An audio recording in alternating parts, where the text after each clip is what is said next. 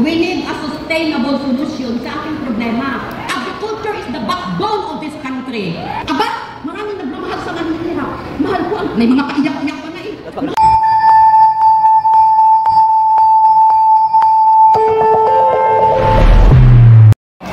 Pag sinabing PDP, ay pag sinabing PDP, straight. PDP! Straight! Yun na, huwag yung ipagbili ang inyong boto. Panandalian lang yun. Ano, kabos yan, no? We need a sustainable solution sa ating problema. Mantakin mo, mga kababayan. Agricultural land tayo, agricultural country. Tapos nag-aangkat tayo ng bigas, di ba insulto yun? Agriculture is the backbone of this country. Kaya mahalin natin ang mga farmers. Oh, ang nagpag-graduate sa akin, ang ama kong farmer. Alam ko maraming kayong farmer dito. Oh, mahalin natin ang mga... Ito lang ha, panahon ganyan ng eleksyon. Aba, maraming nagmamahal sa mahihirap. Mahal ko ang... May mga paiyak-iyak pa na eh. Mahal ko ang Pilipinas. Mahal ko ang mahihirap. Ano? Pagkatapos na nanalo, hindi mo nga makita sa lansangan, ni malang, uy, mahirap. Kumusta na dyan ang iyong... Parang kayo camera man dito. Iyong... Dadaan tayo. Anong Kaya lang dito dyan, tayo. liquid? Ha? Gapang tayo. Dito tayo. Hindi! Okay lang. Ah, gagapang ba tayo? Diba? Wala na. Nakakalimang. Pero during kampanya, marami ang nagmamahal sa mahihirap. Oo. Pagkatapos ng ano, pagkatapos ng kampanya, aba, ang kanilang Sa'yo na lang kasi bag na, ang divisoria, ngayon LB na, alam niyo yung LB? Lumang bag. So mga kapatid, tandaan ninyo, pinapahiram namin sa inyo si Pastor, free! Subukan ninyo at hindi kayo magsisisi. We are not, mayroon ako mabasahan, I straight PDP ako, ayaw ko kay Pastor kasi ayaw ko ng religion niya. We are not talking of religion here. We are talking here as one Filipino race with one nation, Pilipinas. Kung ikaw ay matino sa pagiging born again, then be a good born again and be a good Filipino citizen. Walang ano sa'yo, hindi tayo nag-uusap dito ng religion. Yun ang nagkabahabahagi sa atin. Let us talk about the Philippines as one nation and let us as a Filipino citizen. Yun lang mga kababayan, magandang hapon at pagpalain ng Panginoon ang bansang Pilipinas! PDP! Straight!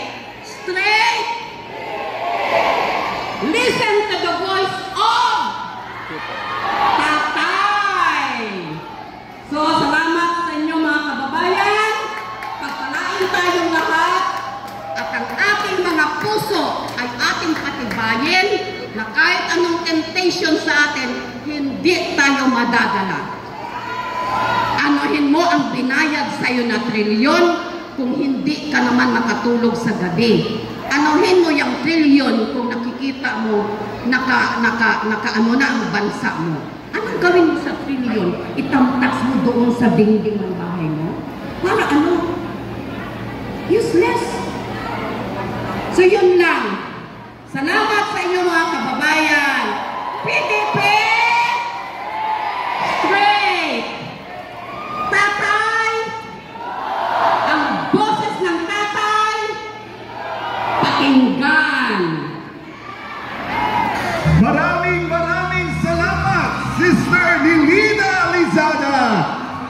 Palakpakan natin si Pastor Apollo Sikibuloy. Ibumoto niyo ba si Pastor? At syempre mga kababayan, hindi na po ako nag-iisa dito dahil dumating na siya. Tatawagin ko muna si Kapartner Paul. Kapartner Paul, halika dito. Samahan dito sa stage. Mga kababayan, muli, PDP! Ang hina, PDP! Straight! Yan! Isa pa, anong sabi ni Tatay Digong? Nalito sila. Sabi ni Tatay Digong, vote straight. Ipagkakatiwala po ba natin yung boto sa mga senatorial candidates? Ang hina! Ipagkakatiwala po ba natin ang boto natin sa mga senatorial candidates ni Tatay Digong? Ayan! Huwag po nating kalimutan dahil sabi ni Tatay Digong, kapag hindi natin ibinoto ng tuwid or vote straight ang PDP laban, anong mangyayari? Kakalimutan na lang daw natin siya. Papayag ba tayo doon, mga kababayan? Hindi tayo papayag! Hindi tayo papayag! At kapartner Paul, ngayong araw na ito, hindi lang po tayo dito sa Quezon City nagsasagawa ng ayusin natin ang Pilipinas Campaign Rally dahil marami po sa ating mga kababayan sa Luzon, Visayas at Mindanao. Isama po natin ngayong araw na ito. Ayan, nakikita natin sa ating screen na kung saan marami tayong mga kasamahan na nakikisabay sa atin dito sa Quezon City at sa buong Pilipinas. Palakpakan natin sila lahat. At recognize natin sila, kapartner Paul, ang ating mga kababayan. Nandyan po ngayon sa Bugo, Barangay Arguanon, San Remigio, Cebu. At syempre mag-ingay naman ang nandyan sa Talisay, South Poblacion Covered Court, Naga City. Hindi rin magpapahuli ang ating mga kababayan sa San Isidro Gym, Bohol. Naman maingay na maingay ang mga taga-barangay Tubogan, Consolacion, Cebu. Nakikisa rin ang ating mga kababayan sa Agdao, Lapu-Lapu Basketball Court, Maya Street, Barangay Lapu-Lapu, Agdao, Davao City. Ayun, nakuha naman natin ang mga taga-Misamis Oriental. Nandyan lahat ang mga taga-Mimbuli, Salay, Misamis Oriental. Siyempre, kapartner Paul, hindi magpapahuli ang ating mga kababayan dito sa Luzon.